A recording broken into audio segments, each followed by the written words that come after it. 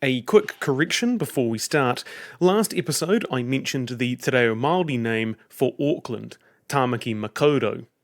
However, I incorrectly pronounced it Tāmaki Makaurau.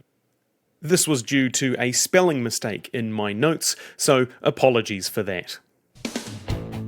Kia ora, g'day and welcome to the history of Aotearoa, New Zealand. Episode 107, Tapu Tohunga.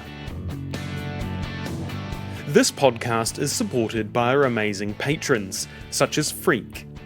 If you want to support Hans, go to patreon.com/history Aotearoa. Last time, we talked about the structure of the Māori pantheon through the lens of the 4 different ranks, based roughly on power level. We also looked at how these gods were given gifts, communicated with, and generally how Māori interacted with them from the mortal realm. Today we are going to look more at the practical side of religion, starting with how tapu was navigated and some more about the people that helped them with this navigation, the tohunga. As we have discussed in the past, tapu is usually translated to mean sacred or perhaps holy. But that doesn't exactly encompass entirely what it means or represents. Tapu is basically the closest thing Māori had to a code of laws, which, instead of being backed by the might of the state, was backed by the might of the gods. But in a lot of ways, it was just a system to formalize practical precautions in a spiritual way. By that I mean, it's pretty common sense today to not touch others after touching the dead, at least not until you've been made clean, because of germs. As such, by the rules of tapu, when a widow is separated from the body of her dead husband, she is considered tapu, as are those who handle the body or the ill. Most things that were holy or sacred were tapu, but its more accurate translation is probably closer to restricted or prohibited. For example, when Māori heard the word tapu, they didn't immediately think they were dealing with something associated with the gods, even though tapu was by definition a supernatural state of being that, if broken, would be avenged by supernatural forces. To explain that a bit more, tapu for holy areas or objects was kinda derived from the mana of the gods. But if a tohunga or an ariki were to make something or somewhere tapu, such as placing a fishing ground under a rahui or ban, then the tapu would be derived from, or perhaps an extension of, their mana. This meant that the greater the mana, the stronger the tapu. That is to say, people were more likely to follow the tapu rules if the mana it came from was stronger, with atua having the most mana of anyone. In the same way, this was also related to rank, in that someone of higher rank would have more mana, which makes sense. If a slave tried to tell a freeman not to harvest the crops, they would ignore it. But if an ariki said the same thing, that was another matter. Rahui could actually be placed upon areas for all sorts of different reasons. In one case, a rahui was placed on a few lakes so that a rangatira and his mates could be the only ones to catch fish in them. Another example of something being tapu in the sense of forbidden is when a woman is married, she would become tapu to other men.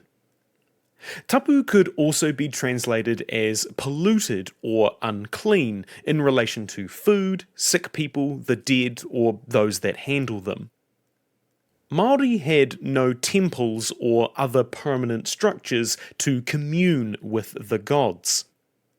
However, there were tuahu, which were tapu places that were often used for some form of sacrifice or communication with atua.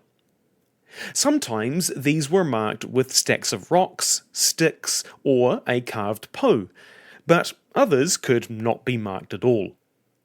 Depending on the type of things being done in Tuahu, such as high forms of divination or makatu, these spaces could be within the wharewānanga, or another building specially built for the purpose, or a clearing near a kaina. Essentially, there wasn't a clear definition of what a tuahu actually needed to be, as long as it was some sort of space suitable for the activities needed. Tuahu could also be moved, and in such cases, some of the earth from the old one would be taken and laid out on the new site. Streams or ponds, the waitapu, were also considered quite sacred, and could be a place where rituals were performed. A portion of the stream would essentially be cordoned off for this purpose, and no person would be allowed to trespass on it, else they would be punished. Though it's not specified if this punishment would come from an atua or something more corporeal. People, especially high-ranked chiefs and tohunga, were usually considered tapu, as well as the clothes they wore or the items they used. In the most extreme cases, wherever they slept, sat, or the fires they used to cook were all tapu and needed to be treated as such. Since the head was the most tapu part of the body, it wasn't uncommon for very tapu people to have long hair, since no one else was equal in tapu to be able to touch their head. Usually, though, it wasn't uncommon for tasks like cutting hair to be given to the elderly or other people who weren't doing most of the work around the kaina, since being tapu would disrupt a person's daily jobs. In some cases, even referring to or pointing at someone's head was seen as an insult. Passing items over the head is also a big no-no even today, and things that regularly touch someone's head are often considered tapu. With especially tapu people, anything that has touched their lips or mouth will need to be thrown away and not used by anyone else. For example, if a tapu person wants a drink, the gourd must not touch their lips, otherwise it will need to be binned. If they light a pipe, the pipe becomes tapu.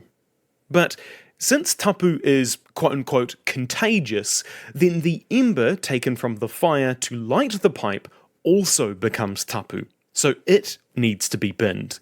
Because if the ember was put back into the fire would become tapu and could no longer be used to cook food. The way Shortland explains it is that tapu was from things having either an atua's or a tohunga's power or essence inside of it, which can be transmitted, or rather duplicated, upon physical contact with other things, making those things tapu as well. Going back to cutting hair, this tactile passing on of tapu made it so that anyone who had cut hair had to be served food separately and treated in a tapu way until that was lifted. To lift the tapu, in this case, would be to cook a fern root in a sacred fire and rub it between their hands. Hair that was cut from the head would be buried somewhere away from the kaina, often in a secret place, so that it couldn't be found and used for makutu. The way tapu was marked was also important. Lower-ranked people who wanted to, for example, mark a good tree as tapu so that no one else would cut it down before they did, would have to cut a mark into it with an adze. Whereas a rangatira could just take a thread from their garments and tie it to the tree to make it, or even the whole area, tapu, since rangatira were inherently tapu. Other times, carved po could be used to mark a tapu area, or human hair, or red ochre in the case of burial sites. Sometimes, tapu could not be marked at all and just be known in the collective memory of the people. Even the names of gods were tapu. Elston Best saying Māori got a bit of a shock when Europeans would curse with the Christian god's name, since an Atawa's name was Tapu, and you shouldn't do that. If a tapu area needed to be transversed while travelling, this was often done naked, which was pretty common in very tapu rituals. In one case, Best references that someone needed to go into a burial cave to retrieve something for a land claim. So, they took off all their clothes to head inside, wearing only what may have been a pew-pew around his waist. When on a road trip, it wasn't unusual for someone who was especially tapu to sit around a separate fire when they stopped to camp for the night. Additionally, they would set up their own little travelling hut, which would later be marked by red ochre to indicate to others to not sleep in it, lest they break tapu. Knowledge itself could also be tapu, such as the knowledge surrounding io, or basically any of the info taught in the whare wānanga. As such, this information couldn't be repeated to those who weren't as tapu, or around food, or the areas it was eaten or prepared. It could only be repeated at a tapu place with those of sufficient rank, and in some cases, those who were related to the speaker. Of course, Europeans weren't exempt from any tapu, and in fact, it caused a lot of tension and conflict in the early years of European and Māori interaction. Such as the French explorer Marion Dufresne, who was killed in 1772 due to, in part, because he fished in waters where someone had died. Sickness was a common punishment of breaking tapu, and often when someone was sick, a relative would seek out a matakite, someone learned in the ways of divination, and ask them what tapu the person broke that resulted in them getting sick. The matakite would then tell them what tapu had been broken, and as such, what spirit was causing the illness. It was then someone else's job to go to the tohunga and ask how to rectify the situation through karakia, ritual, or other means. Generally, the tohunga will need to find out how the spirit came from the underworld, and so will need to do something to find out that bit of info. Once they know how the spirit got here, usually by the way of flax or toitoi shoots, they will then go and perform the ritual. In the case of flax, they will find the particular harakeke that the spirit used, discovered via the sound it makes when it is pulled up, and hang the shoot over the sick person's head, speaking a karakia, resulting in the spirit taking the flax shoot back home. Shortland's source that he learned this from was a tohunga who converted to Christianity. He made Shortland promise not to show any of his iwi the notes that he took. Later, Shortland found out that the tohunga had died after a period of sickness, and that it was believed that the illness was brought on as a punishment by the gods for telling tapu things to an outsider, thus rendering them noa. It is possible he confessed this on his deathbed, and is part of the reason why I was a bit apprehensive to talk about all of this with you. Not because I believe I'll be struck down with illness, but because there were people who believed that they would be, and meaning this information wasn't for outsiders. Best claims that since the sick were tapu, they would be segregated and not fed, resulting in many dying of starvation. This claim, in part, came from one of his Māori sources, who was a bit thin last time Best saw him, and was now looking a bit healthier.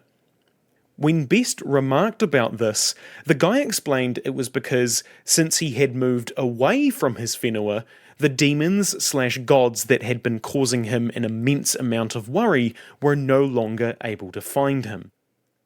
To this end, some people who were sick would be moved to a different place with this idea in mind. Best also claims that Māori didn't administer medicine, due to the belief that sickness stemmed from breaking tapu, and was more centred around the exorcism of demons. Additionally, Best claims that most of the quote-unquote herbal remedies that Māori had didn't exist prior to European arrival, and that they are a result of Europeans sharing their knowledge. Illness and their cures did have a measure of superstition involved, such as when someone had a stomachache, a tohunga would instruct them to take a branch of toitoi and tap their body over and over. Before each tap, the person would say the name of some sort of geographical formation that held a lot of mana, usually a mountain, hill, or a place where the dead were buried. The mana, and sometimes tapu, of the places they were repeating was meant to cure and protect them. Best points out that mana comes from tapu, and tapu comes from the gods, so ultimately the healing came from them. Best also notes that Moriori of Reikohu, the Chatham Islands, believed that the wairua leaves the body during illness. So their karakia were actually to return the soul to the body to relieve the illness. However, Best's sweeping generalisations of no herbal remedies, or that Māori had no medicinal practices other than exorcism, to me, seem pretty dubious. So I will be investigating them further when we look into Māori medicine more thoroughly. We have mentioned tohunga really actually quite a lot throughout the podcast, and this is the first time we have probably talked about them in the capacity that most people mistakenly refer to them: priests. Remember that tohunga is a word that encompasses any sort of expert in their field, most often a craftsperson like a carver, weaver, or moko artist. However, throughout the most recent episodes when we mention tohunga, we've been referring to the people who would be the closest thing Māori had to priests, essentially those who commune with the gods. Spiritual tohunga, as they are sometimes known, were also the holders of knowledge in the iwi, those who remembered whakapapa, tribal stories and histories, as well as legends of the mythic age.